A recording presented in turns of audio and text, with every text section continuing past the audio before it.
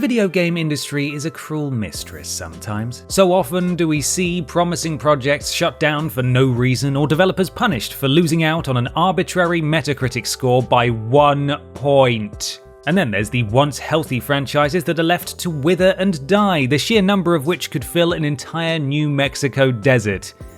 Again. But there is hope yet for the long-forgotten franchise. Many games that we assumed dead and buried have recently been given the reanimation treatment. Shenmue, Crash Bandicoot, Baldur's Gate, Deadly Premonition to name a mere fraction, and many more future titles have been announced too, from Skate 4 to Psychonauts and a new Fable title as well. Even Valve ruined their impressive no Half-Life streak in March 2020 with Half-Life Alyx.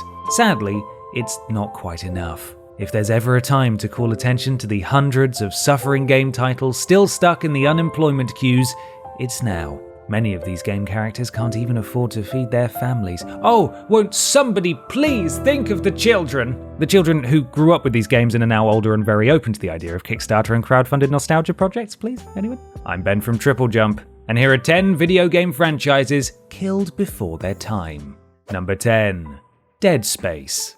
In 2008, EA took a punt on a bold new IP that had nothing to do with live service models, season passes, or microtransactions. No, this was a single-player, sci-fi survival horror inspired by films like Event Horizon and Solaris, and the result was the multi-award-winning Dead Space.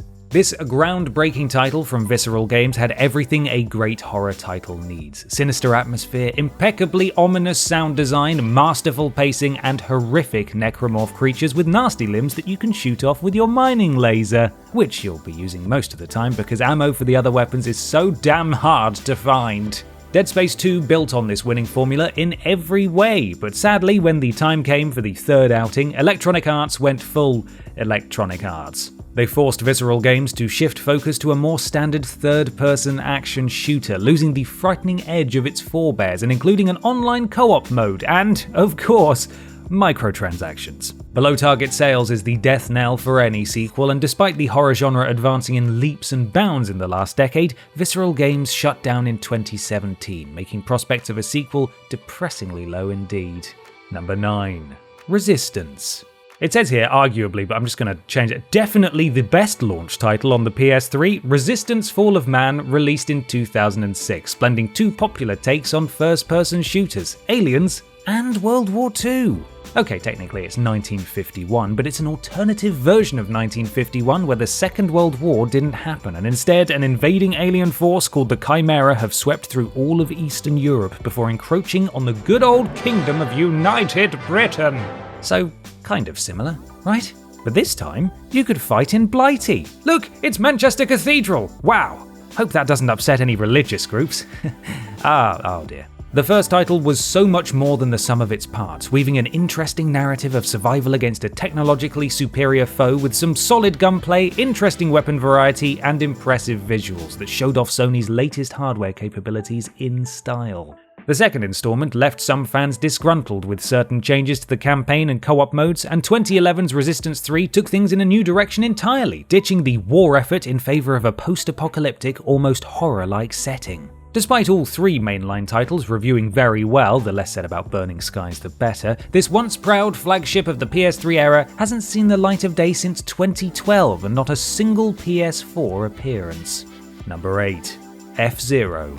It's a sad but probably true thought that more people these days are familiar with Captain Falcon through Smash Bros. Than his classic Super Speed Racer origins. Sure, his iconic Falcon Punch has accelerated his celebrity status, but what about the other FZero pilots that time has forgotten? Ever think about Cap's rival, Samurai Goro? What about Professor Yahoo Jr., who broke the 600 km/h barrier? How about household legends like Digiboy, Octoman, Spade, or QQQ? Sound familiar? No? Well, exactly, that's my point. The F-Zero series began life in 1990 on the SNES and was the first game for the platform to utilize a technique called Mode 7 scrolling to simulate 3D environments, which only added to the feeling of breakneck speed the series became famous for. The late 90s and early 2000s was truly a golden age for F-Zero, but no new title has been released since 2004's F-Zero Climax, a Japanese exclusive for the Game Boy Advance.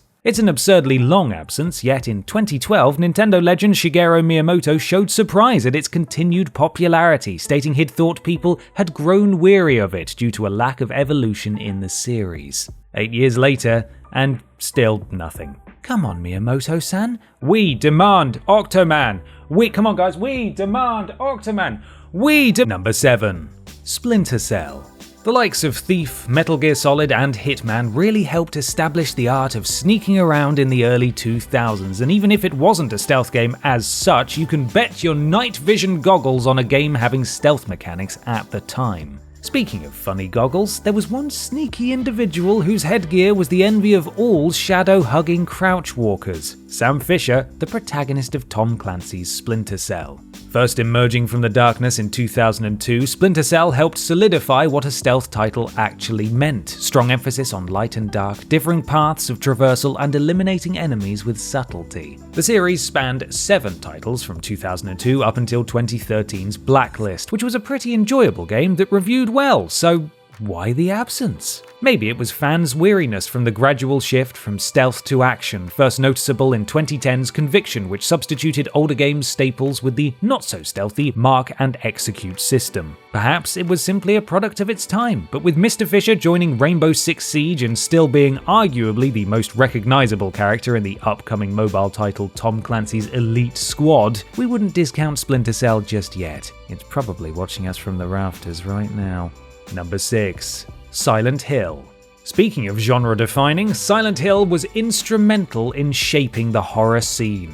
Its inaugural entry in 1999 delved deeper into psychological spooks, with a haunting plot, sinister atmosphere, and terrifying creatures adding to an overall sense of helplessness. The encounters with Pyramid Head in Silent Hill 2 still haunts many of us to this day. Oh no. With 8 mainline games in the franchise, they certainly had more chances to prove themselves than most on this list. Sadly, despite an absolute stellar first few entries, the Silent Hill experience dwindled as time went on, steadily declining in quality and popularity. The final main entry in 2012, Silent Hill Downpour, only scored in the mid-60s on Metacritic. It was almost so different though. There was a chance for redemption, after 2014's playable teaser, or PT, turned out to be a new Silent Hills title to be directed by Hideo Kojima alongside Guillermo del Toro and Norman Reedus. But it wasn't to be, with Kojima famously splitting from Konami, leaving the publisher to nosedive into cheap gambling machine knockoffs, and the Metal Gear director free to repurpose those disgusting sync babies into something even more terrifying. A Strand game, whatever that is. Number 5. Prince of Persia. The high point for the long-living prince is undoubtedly 2003's Sands of Time, ironically now lost to time itself for over... What's that? They just announced a remake. Oh, for God's sake, how dare they give us what we want and ruin our script? Okay, well, if we have that kind of power, screw it. Number 5. Turok. Do it, you cowards! Bring back our beautiful Native American Dino Slayer. Not the lukewarm 2008 reboot either, we're talking the Nintendo 64 trilogy magic. Originally based on a comic series, Turok Dinosaur Hunter launched in 1997 as a no-nonsense FPS featuring prehistoric creatures, mysterious environments, and bundles of tension. Most of that was down to the ridiculous distance fog caused by hardware limitations, but it still, weirdly, kind of worked, not knowing what was going to pounce at you next. While not widely deemed a classic by critics and lacking a certain sophistication even back then, the first few titles were still pivotal in the early days of 3D console shooters. A planned sequel was canned in 2010 after layoffs at Propaganda Games, and while remasters of 1 and 2 came out in 2017, it's been 12 years since a new outing. Bizarrely, the license now sits with DreamWorks Animation, who aren't exactly known for their video game output, but we can still live in eternal hope. Number 4. The Chrono series. Sure, Final Fantasy has been Square Enix's favourite child for as long as we can remember, but let's not forget about the other fine 16-bit RPGs left behind. Specifically, Chrono Trigger, released in 1995 for the SNES and PlayStation, which looking back even today was incredibly ahead of its time. We mean that quite literally, by the way. Far from being a typical JRPG set in one era, time travel was the core conceit of Chrono Trigger, affecting the story in both huge and subtle ways. In a fictional world resembling Earth, you could travel back to prehistory, the Middle Ages, or skip ahead to the future, past a cataclysm event, or even to the end of time itself. With multiple endings long before that was cool, consequences to even minor, seemingly irrelevant choices, and a boatload of fantastic character development, it's amazing this title didn't reach the dizzying heights of Final Fantasy fame. Sadly, only one proper sequel was made, 1999's Chrono Cross, which was equally impressive, albeit a slight departure from its predecessor. A third in the series, Chrono Break, was cancelled by Square in 2003, and this once shining star of the 16-bit RPG world has been left to fade into relative obscurity for over 20 years now. Number 3. Banjo Kazooie.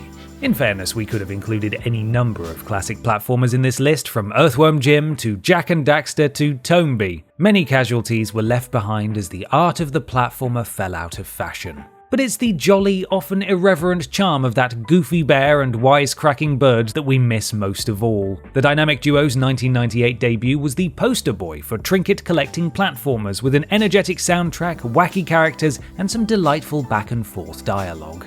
The sequel, Banjo-Tooie, brought more of the same magic, ending with a joking tease at a Banjo 3, but after Microsoft bought out developers Rare in 2002 and just ruined everything, the end result wasn't exactly happily ever after. 2008's Nuts and Bolts threw away the classic platforming element, even going as far as to mock the collectathon nature of past games and instead focused on vehicle-based challenges with Lego-style customization. On its own, it was a great concept, but it was hardly the Banjo-Kazooie game many fans were clamoring for. It's been 12 years since that fateful sequel, and if the reaction to Banjo's inclusion in Smash Bros is anything to go by, plenty of people are still craving a true comeback for the bear and bird.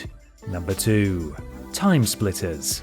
A monkey, a squid, and a man who thinks he's a robot all walk into a nightclub. Sorry, were you expecting a punchline? Well, the only joke here is that it's been 15 long years since the last iteration of Free Radical's legendary FPS, TimeSplitters. It seems like only yesterday we would spend hours in frenetic split-screen firefights, hunting down literal handymen in Siberia, or blasting cyborgs in a Tron-like simulation. The first TimeSplitters in 2000 was the creation of ex-Rare employees and a natural evolution from their previous work on the hugely influential GoldenEye, adapted for the next generation of consoles. The beauty of TimeSplitters was just how weird it really was, especially when you compare it to so many po-faced shooters that have come out in the last 20 years, trying their hardest to bring gritty realism to the masses. Which is nice, but sometimes you just want to chase down bananas in an Aztec forest while you rapidly burn to death in a demented twist on Pac-Man. TimeSplitters never took itself seriously, even with 2005's Future Perfect introducing a proper narrative campaign, and that's just one of the many reasons why this franchise deserved more than just 3 titles in 5 years. Come on, THQ Nordic, you've got the license, just do it! Number 1. Knights of the Old Republic.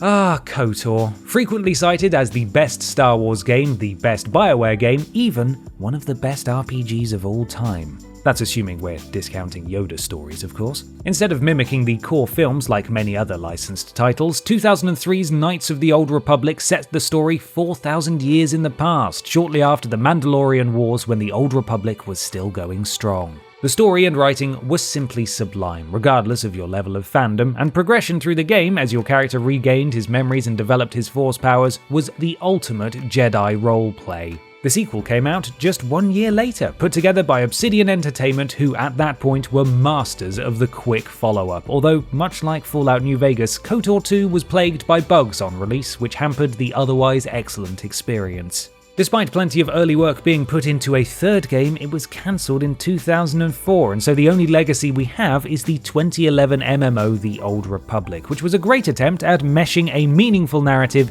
into an online environment. And yet, it doesn't feel quite the same, nor is it right going so long without another proper KOTOR, almost like a disturbance in some kind of force, as if millions of cancelled game concepts cried out at once. Sorry. And here we are, mourning the beautiful franchises that had so much more to give. But with all the remakes and revivals already out there, let's not give up hope just yet, eh? Let us know what series you would bring back from the brink in the comments below. You can follow myself and TripleJump on Twitter here, and while you're at it, why not support the things you enjoy by having a look at our Patreon. Finally, don't forget to like the video, share it with your friends, and subscribe to the channel. I'm Ben from TripleJump, and thanks for watching.